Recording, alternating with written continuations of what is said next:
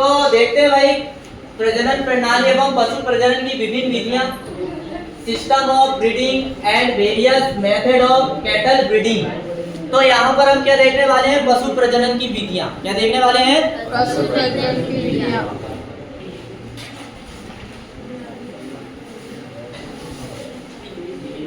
ये सभी को समझ में आ रहा? देखो क्या लिखा, प्रकृति द्वारा प्राय नर तथा मादा इस योग बनाए जाते हैं कि उनमें यौवन अवस्था आने पर स्वतः चेतना जागृत होती है, जिसके फलस्वरूप दोनों परस्पर समागम करके नए जीव को उत्पन्न करते हैं। इसे क्या कहते हैं?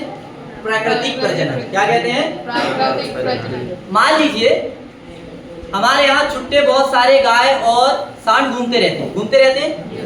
यदि गाय जब हीट में आती है, क्या छुट्टी गाय हमें पता चलेगा? क्या नहीं चलेगा। तो वो ऐसे ही चलते फिरते सांड के साथ में यदि प्रजनन कर लेती है बिना मनुष्य की सहायता से, तो ऐसा प्रजनन क्या कहलाता है? प्राकृतिक प्रजनन। अरे उसमें कोई हमारा हस्तक्षेप है क्या? वो तो खुद ही से हमने कर लिए। ऐसी प्रजनन क्रिया क्या कहलाएगी? प्राकृतिक प्रजनन। क्या कहलाएगी? समझ में आया मैं क्या बोलना चाह रहा हूँ? प्रकृति द्वारा प्राय नर तथा मादा इस योग बनाए जाते हैं कि उनमें यौवन अवस्था आने पर स्वतः चेतना जागृत होती है, जिसके फलस्वरूप दोनों परस्पर समागम करके नया जीव, पीछे शोर नहीं करो, उत्पन्न करते हैं। इसे क्या कहते हैं? प्राकृतिक प्रजनन। क्या कहते हैं? प्राकृतिक प्रजनन। अब यहाँ पर क्या लिखा है? हम जानते हैं कि सभी जीवों की भांति हमारे पालतू पशुओं में भी उनके हर लक्षणों या गुणों को निर्धारित करने वाले आनुवंशिक इकाई क्या होती है? जीन होती है। क्या होती है? जीन। क्या समझ? ये देख लेते हैं दो लाइन। प्राकृतिक प्रजनन में प्राकृतिक प्रजनन में परिवर्तन लाकर, कौन से प्रजनन में?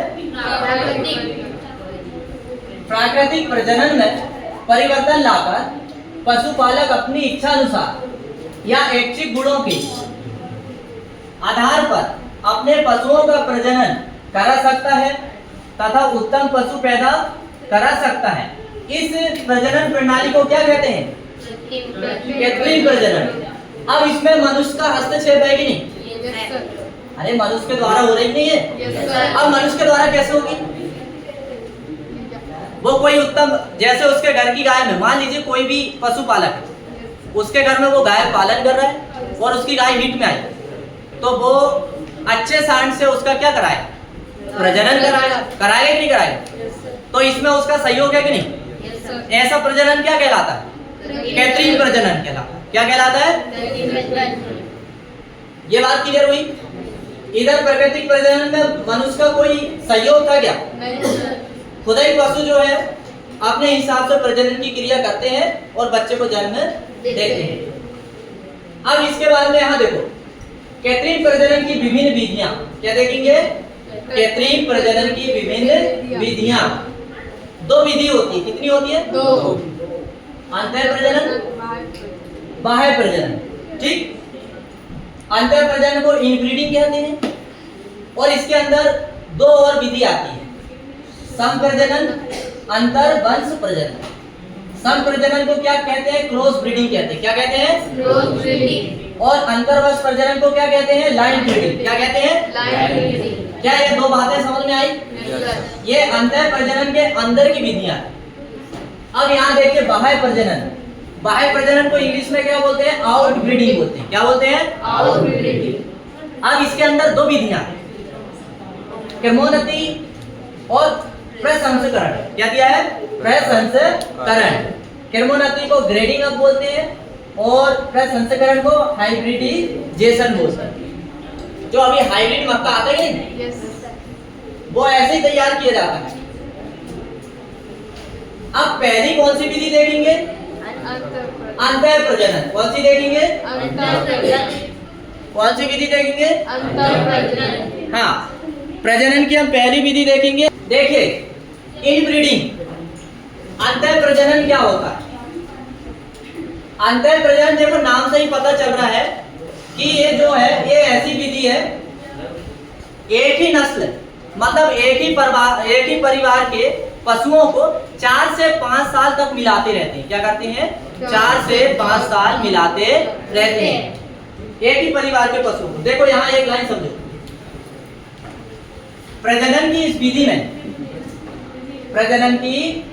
में एक ही नस्ल के 4 से 5 पीढ़ी तक के संबंधित नर एवं मादाओं में संभोग होता है, मतलब प्रजनन की क्रिया होती है।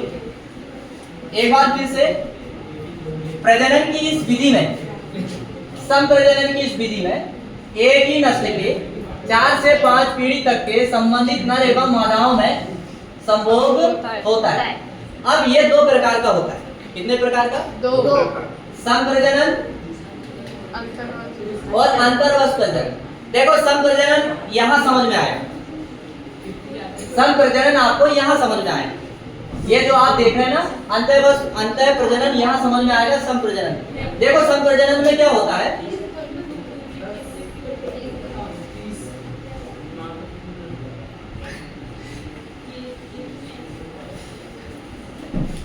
संप्रजनन में क्या होता है? क्लोज ब्रीडिंग में यह बहुत ही निकट के संबंधित नर एवं मादाओं का पारस्परिक सहवास होता है।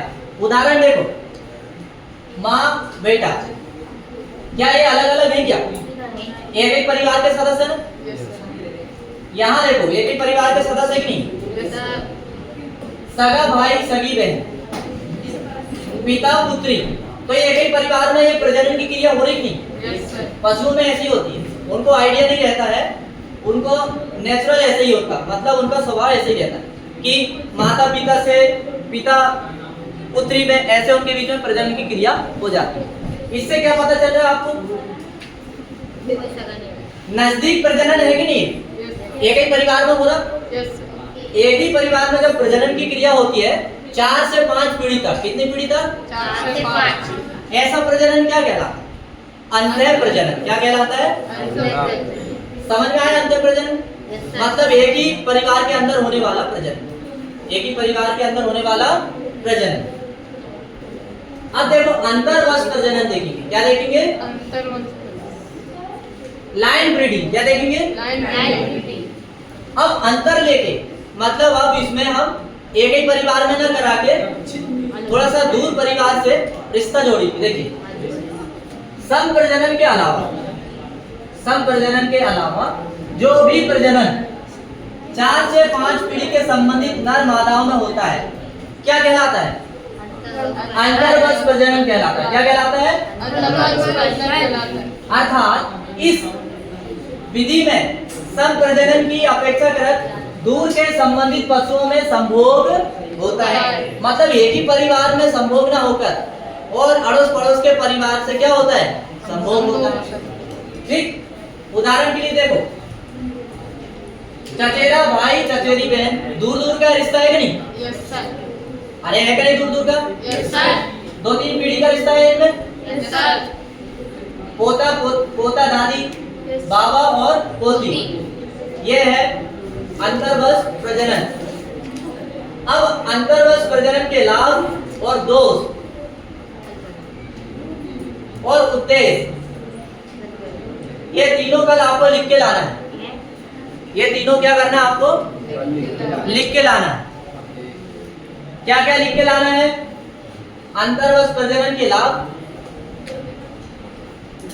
अंतर्वश प्रजनन के उद्देश्य और दोष। समझ गए?